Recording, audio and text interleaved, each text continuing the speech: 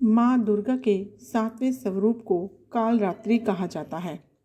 माँ कालरात्रि का स्वरूप देखने में अत्यंत भयानक है, लेकिन ये सदैव शुभ फल देने वाली मानी जाती है, इसलिए इन्हें शंभुंकरी भी कहा जाता है। दुर्गा पूजा के 7वें दिन माँ कालरात्रि की पूजा का विधान है। इस दिन साधक का मन सहस्त्रार चक्र में स्थित रहता है।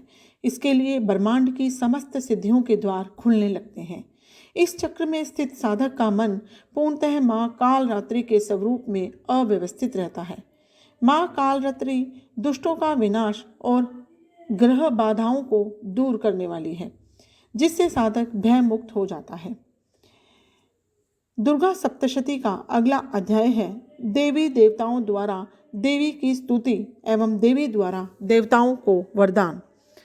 ऋषि बोले, दैत्यराज शुंभ के मारे जाने पर इंद्र आदि देवता अग्नि को आगे करके कात्यायनी देवी की स्तुति करने लगे। उस समय अभिष्ट की प्राप्ति के कारण उनके मुख खिले हुए थे। देवता बोले, हे शरणागतों के दुख हरने वाली देवी, तुम प्रसन्न हो जाओ। विश्वेश्वरी द्वारा विश्व की रक्षा करो, क्योंकि तुम इस चर अचर विश्व की अधीश्वरी हो। हे देवी, आप संपूर्ण विश्व की आधार रूप हो, क्योंकि आप पृथ्वी रूप में ही भी स्थित हो और अत्यंत पराक्रम वाली देवी हो। आप ही जल रूप में स्थित होकर संपूर्ण संसार को तृप्त करती हो।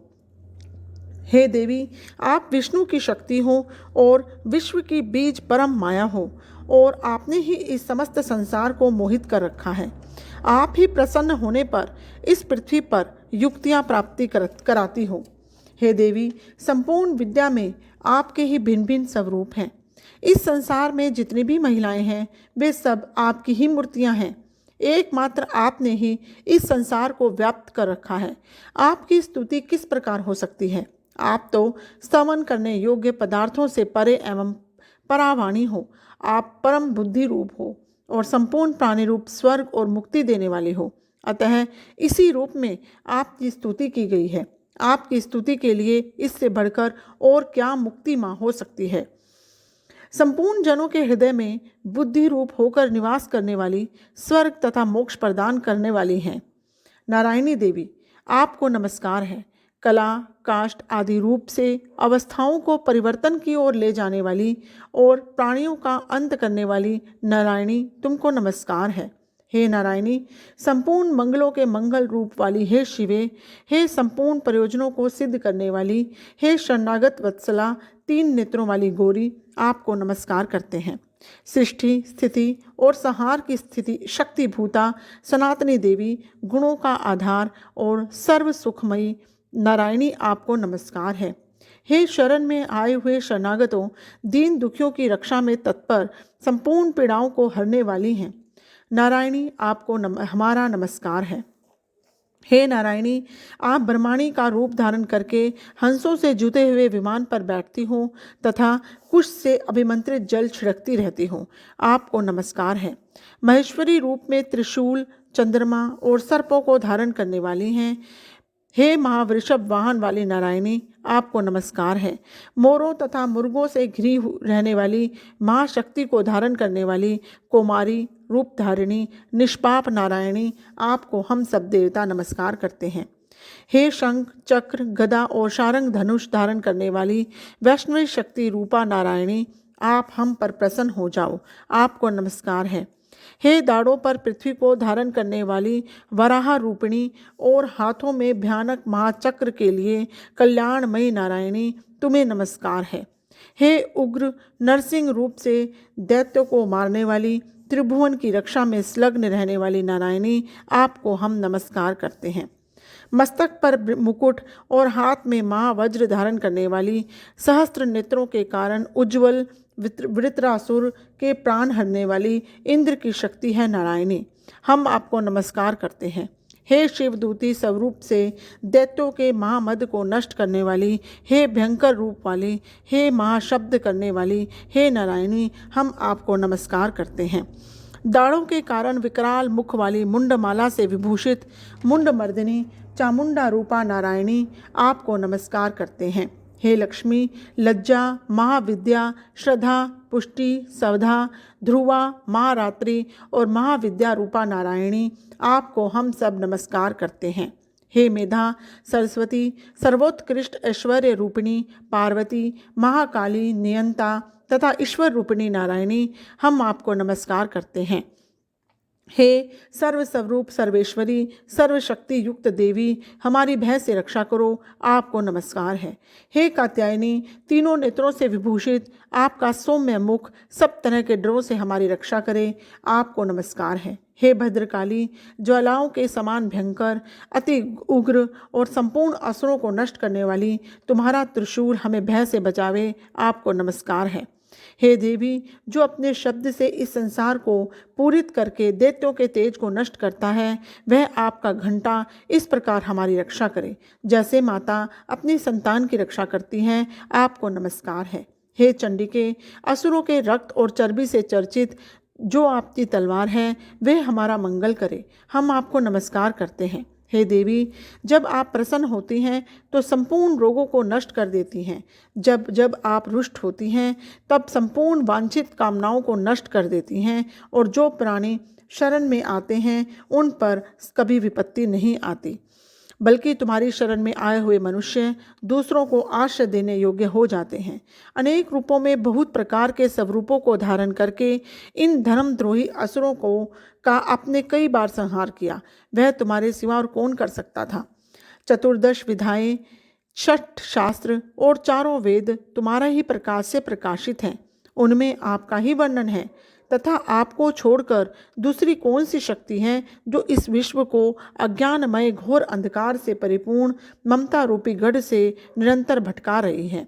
जहाँ राक्षस, विषैले सर्प, लुटेरों की सेना, वहाँ दावानल हो, वहाँ और समुद्र के बीच में भी तुम साथ रहकर इस विश्व की रक्षा करती हो। हे विश्वेश्वरी, तुम विश्व का पालन करने वाली विश्व रूपा हो, इसलिए संपूर्ण संसार को धारण करती हो, इसलिए ब्रह्मा, विष्णु, महेश की भी वंदनीय हो। जो भक्ति पूर्वक तुमको नमस्कार करते हैं वह विश्व को आश्रय देने वाले बन जाते हैं। हे देवी, आप प्रसन्न हो और असुरों को मारकर जिस प्रकार आपने हमारी रक्षा की है, ऐसे ही हमारे शत्रुओं से सदा हमारी रक्षा करती रहो। संपूर्ण संसार के पाप नष्ट कर दो और उत्पाद एवं पापों तथा उनके फलस्वरूप होने वाली महामारी आदि बड़े बड़े उपद्रवों को शीघ्र ही दूर कर दो। विश्व की पीड़ा हरने वाली देवी, शरण में पड़े हुए मनुष्यों पर प्रसन्न हो जाओ। त्रिलोक निवासियों की पूजनीय परमेश्वरी, हम लोगों को वरदान दो। देवी ने प्रसन्न होकर देवताओं से कहा, मैं तुम्हें वरदान देना चाहती हूँ, आपकी जो इच्छा हो वह वर मांग लो। विश्व के उपकार हेतु मैं उसे तुम्हें अवश्य दूंगी। देवताओं ने कहा, हे सर्वेश्वरी, त्रिलोकी के निवासियों की समस्त पीड़ाओं को तुम इसी प्रकार हरती रहो और हमारे शत्रुओं को इसी प्रकार नष्ट करती रहो। देवी ने कहा, वह स्वस्थ मनवंतर के 28वें युग में 2 और महाअसुर शुंभ और निशुंभ पैदा होंगे। उस समय मैं नंदगोप के घर में यशोदा के गर्भ से उत्पन्न होकर विंध्याचल पर्वत पर शुंभ और निशुंभ का वध करूंगी। फिर अत्यंत भयंकर रूप से पृथ्वी पर अवतार लेकर मैं वे प्रचिति नामक दानवों का विनाश करूंगी। उन भयंकर महाअसुरों का भक्षण करते समय मेरे दांत अनार के पुष्प के समान लाल होंगे।